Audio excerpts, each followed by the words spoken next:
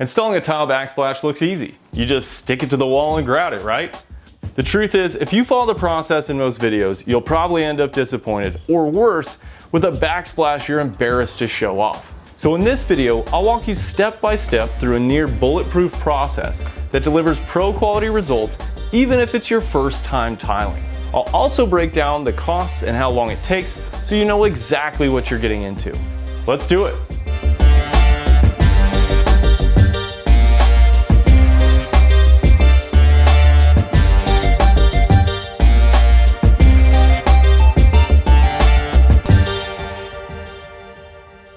First, prep the walls.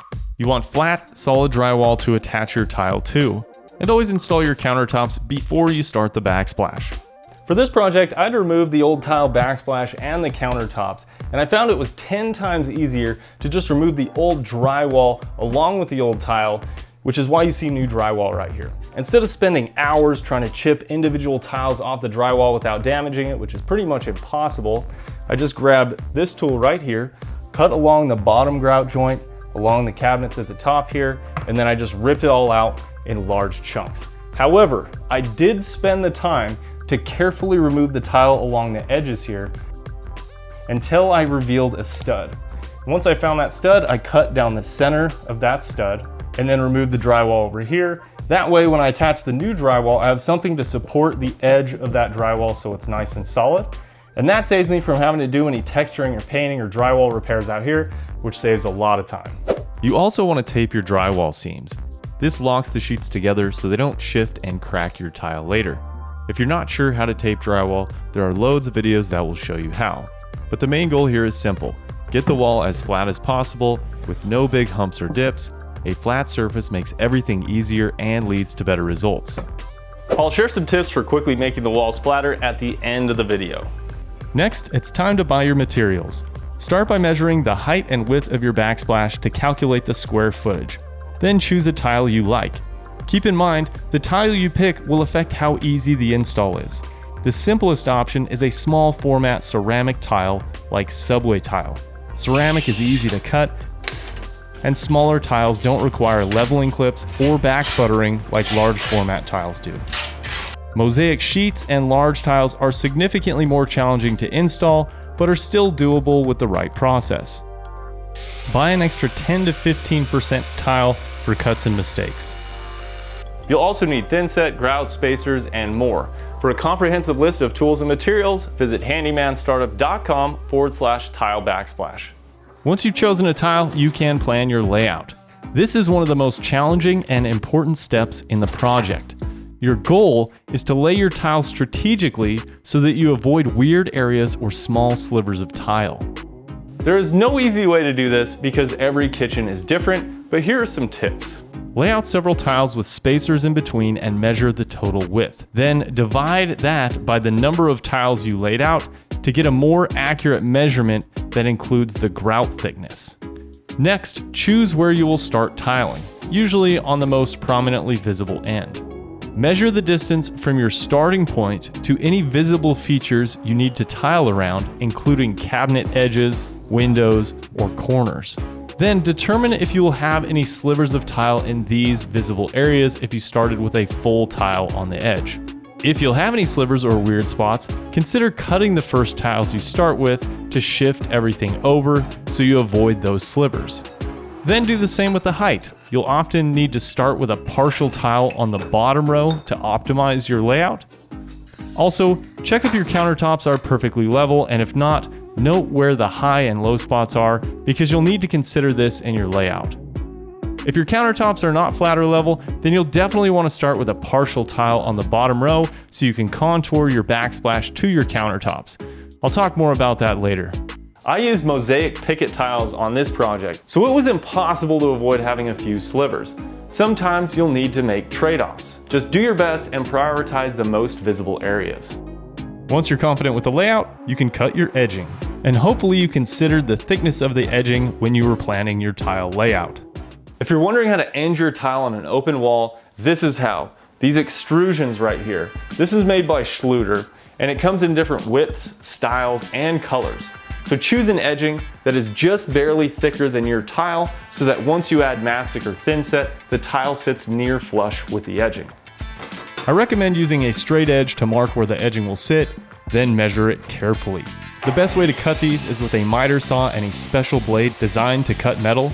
If you don't have these tools, then you could purchase plastic edging instead. A normal wood blade can work to cut these metal extrusions, but it's dangerous and challenging to get a clean cut.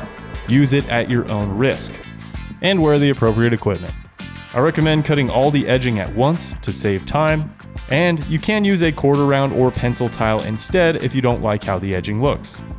One secret to a better install is to cut as many tiles as possible in advance before you even start attaching the backsplash. Here's why. If you follow what the pros do, you'll be cutting and gluing tile at the same time. Now, if you're highly skilled or you have 2 people, this works just fine. However, trying to do this by yourself as a beginner is a recipe for a stressful install and low quality work. That's because you'll be working frantically against the clock, applying the glue, measuring your cuts, running outside to make those cuts, setting the tile, inserting spacers, cleaning up as you go, and doing it all before the thinset hardens.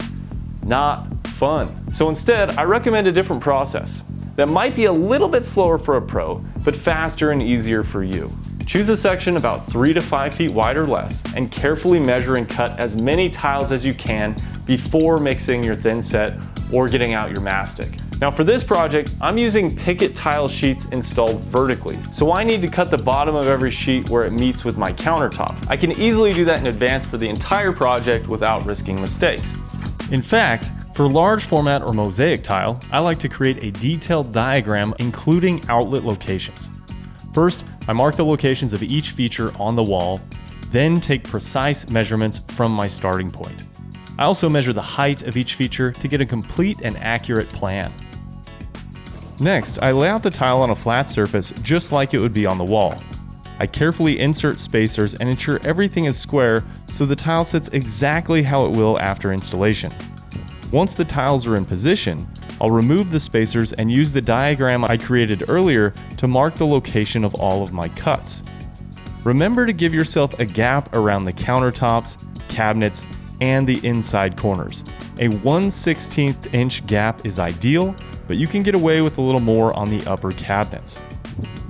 Here you can see me marking the outlet location. I'm using a wax pencil, which I prefer because it can easily be cleaned off with a magic eraser later, and it doesn't wash off in my wet saw. This process allows me to make all of the cuts ahead of time. And since measuring and cutting is the most time-consuming and challenging part of this process, it makes applying the tile much less stressful, easier, and faster. And finally, do a quick dry fit to make sure your cuts are accurate. To cut the tile, a wet tile saw is always nice to have because it creates super clean cuts without the dust, and it's essential for cutting small slivers of tile. A manual tile cutter is another option, and you could buy a cheap one for less than $50. It won't cut as clean as a wet saw though. If you are installing glass tile, this tool is essential. An angle grinder with a diamond blade is a great tool for smaller or angled cuts, like cutting around an outlet. However, this is dusty and produces a jagged cut, so use it sparingly. You're almost ready to glue, but there are a couple more quick steps. First, install a ledger board behind the gap for the stove. The ledger board keeps the tile from sliding down the wall during installation. Usually this is a piece of wood that you remove after the thinset hardens, but I had some extra edging left over, so I used that.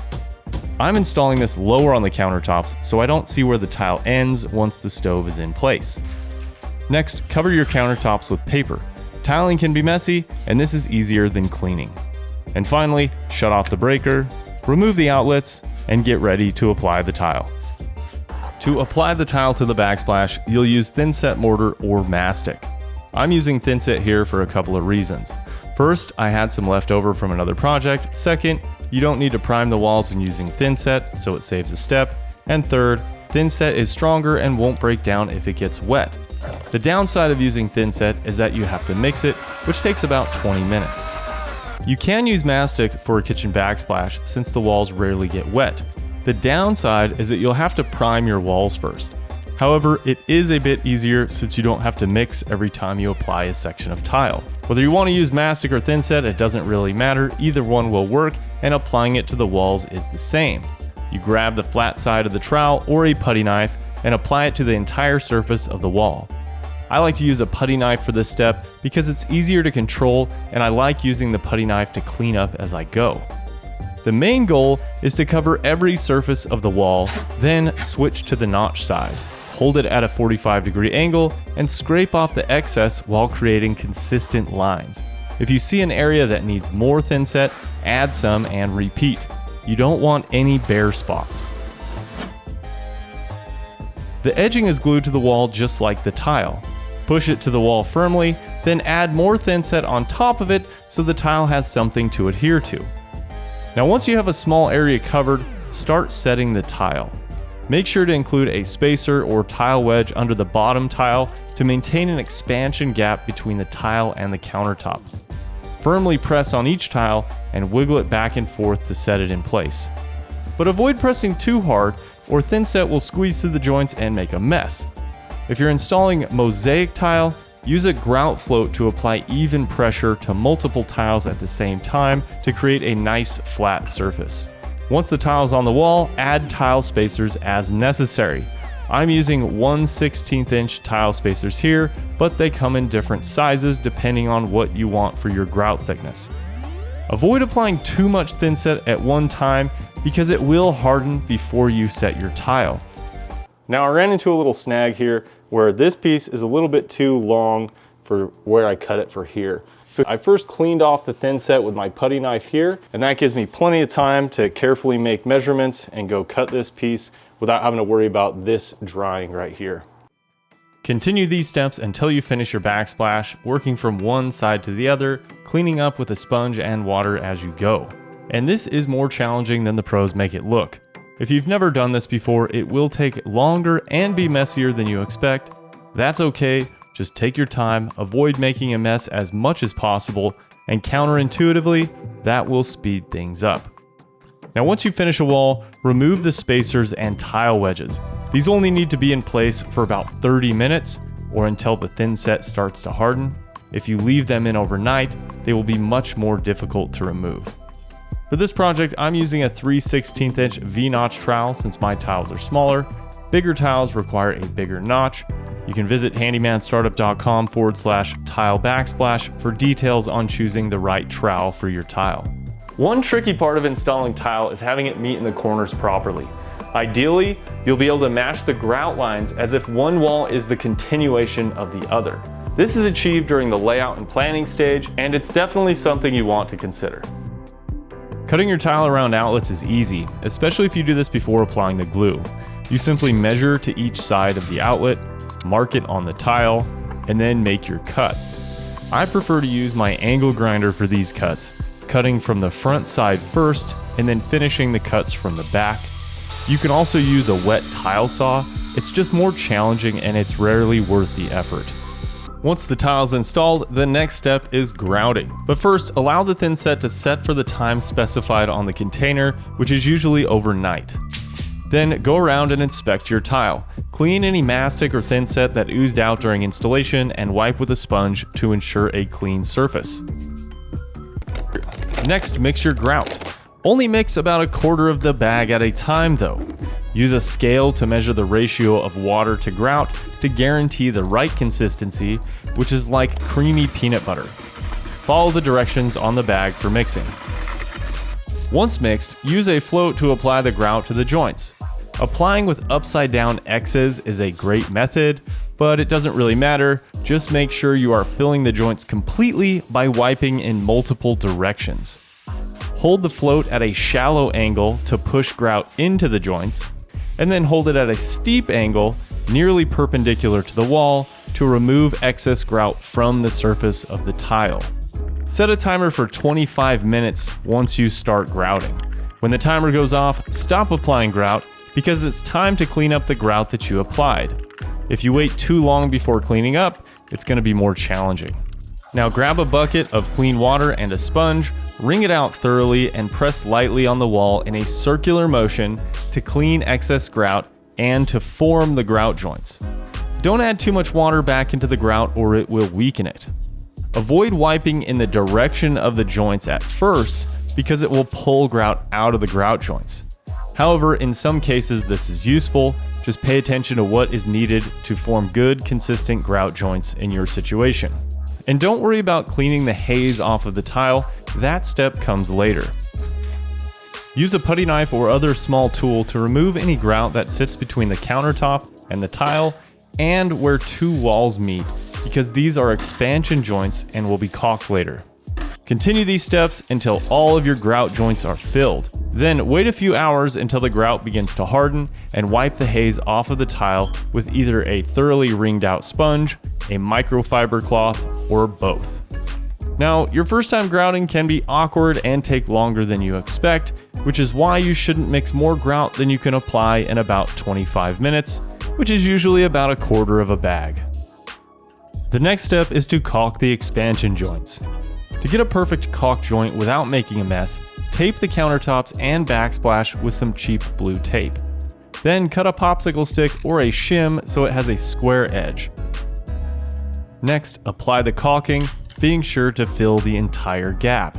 Use your finger to push the caulking into the joint and use the popsicle stick to create a perfectly shaped caulk line that looks like a continuation of the backsplash. You'll want to purchase caulking that matches your grout. Laticrete and Mape both make high quality silicone caulking that matches their grout colors. I recommend silicone because other options tend to break down and need to be replaced sooner. Remove the tape immediately after caulking and you're ready to clean up and enjoy your new backsplash. If you take your time, this is a beginner-friendly DIY project that can make a big difference to your kitchen. Remodeling your kitchen is one of the best ways to increase your home's value if you do a good job, so take your time, do it right, and you'll be glad you did.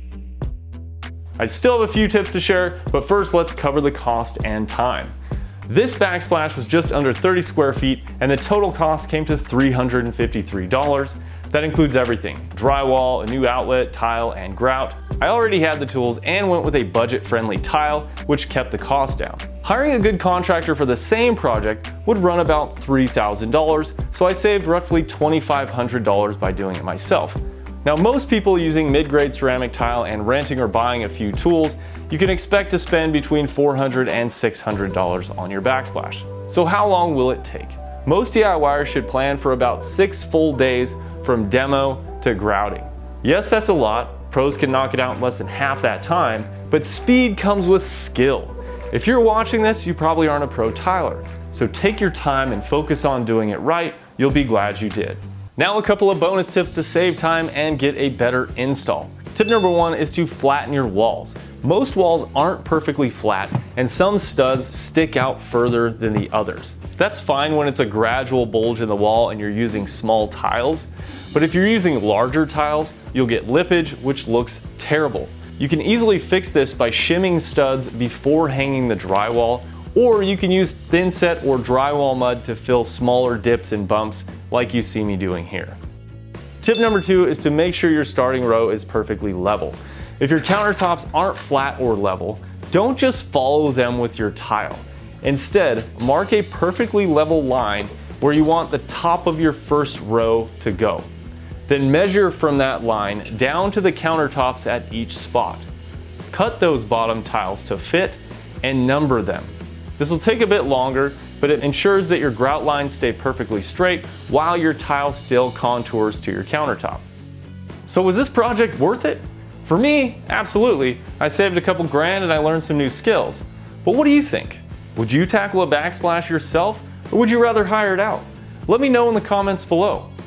For more videos just like this one, hit that subscribe button and the bell so you're notified when I publish my next banger. And if you have any questions or comments, please share them in the comments below. It's been a pleasure to share my experience. I'm Dan Perry, and I'll see you next time.